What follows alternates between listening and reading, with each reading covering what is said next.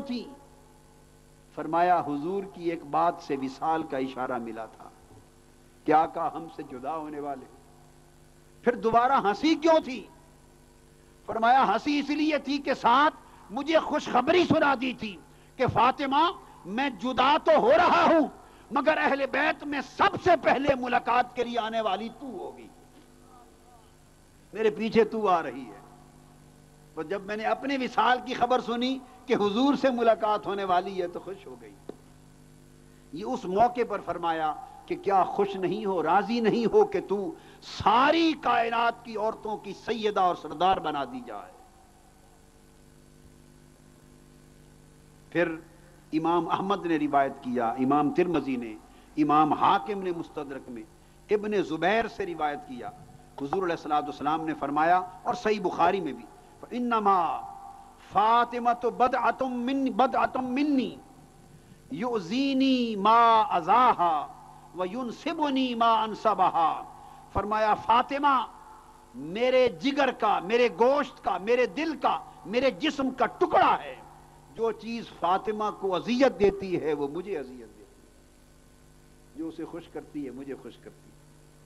اور ایک مقام پر امام حاکم اور طبرانی نے الفاظ لیے، فرمایا انما فاطمہ تو شجنتم منی، کہ فاطمہ میرے درخت نبوت کی ٹہنی ہے، فاطمہ میرے شجر نبوت کی ٹہنی ہے. اور یقیناً وہی ٹہنی ہے، اس لیے اسی پر دو پھل لگے ہیں جس کو حسن اور حسین کہتے ہیں. شجر مصطفیٰ کا پھل کا ذائقہ کسی نے چکھنا ہو تو وہ حسن میں چکھے اور حسین میں چکھے.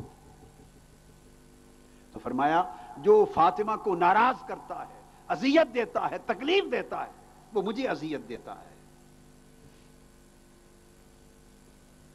اور آقا علیہ السلام نے یہ بھی فرمایا احب اہلی الی فاطمہ. یہ بھی ترمذی اور حاکم نے روایت کیا اسامہ بن زید سے رضی اللہ عنہ. فرمایا میرے سارے خانوادہ میں مجھے سب سے زیادہ محبوب فاطمہ ہے.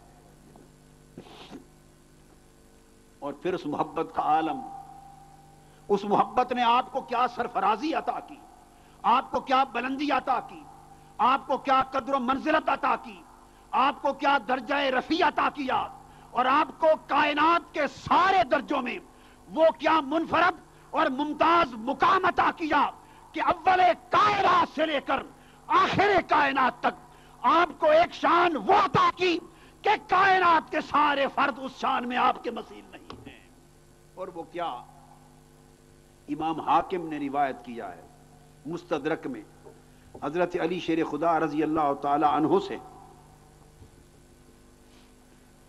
اور ابھی میں پڑھ رہا تھا امام احمد بن حنبل رحمت اللہ تعالی علیہ نے فضائل صحابہ پر حدیث کی کتاب لکھی ہے، اس میں بھی آپ نے اس حدیث کی تخریج کی. اور امام حاکم نے حدیث صحیح مستدرک میں فرمایا اذا کان یوم الجمعہ نادا مناد من وراء الحجب یا اہل الجمع غدوا ابصارکم ان فاطمہ بنت محمد حتی تمر.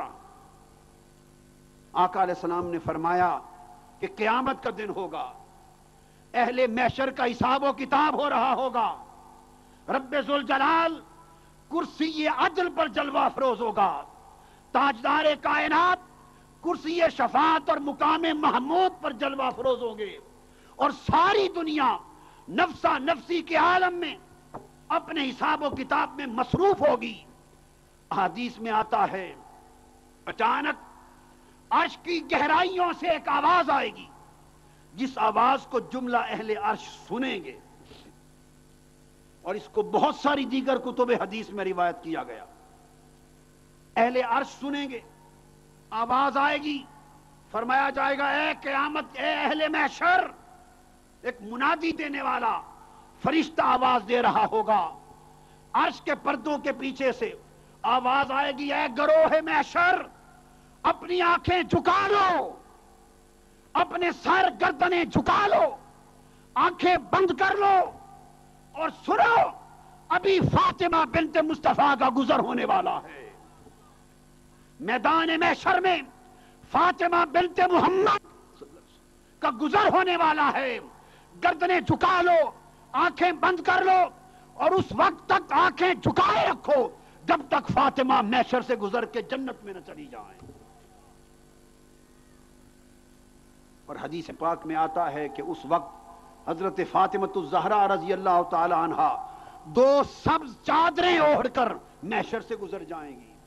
ایک روایت میں ہے کہ 2 سرخ رنگ کی چادریں ہوں گی جن میں لپٹی ہوئی سیدہ کائنات، اور ارے سیدہ کائنات تو میں نے کہا چونکہ سیدہ عالمین مصطفیٰ نے کہا، سیدہ نساء اہل جنہ مصطفیٰ نے کہا، مگر یہ حدیث مجھے کہنے پر مجبور کر رہی ہے کہ جن قیامت پر اہل محشر کو نگاہیں جھکانے کا حکم ہے، خدا کی عزت کی قسم وہ سجدہ قیامت بھی ہیں، وہ سجدہ یوم قیامت بھی ہیں، وہ سیدہ اہل محشر بھی ہیں۔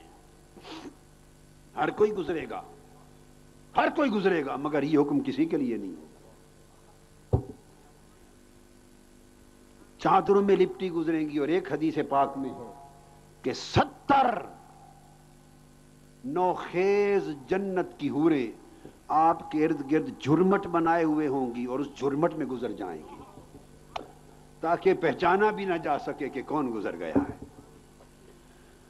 جنت کی 70 نوخیز حوروں کی جھرمٹ میں آپ کا گزر ہوگا۔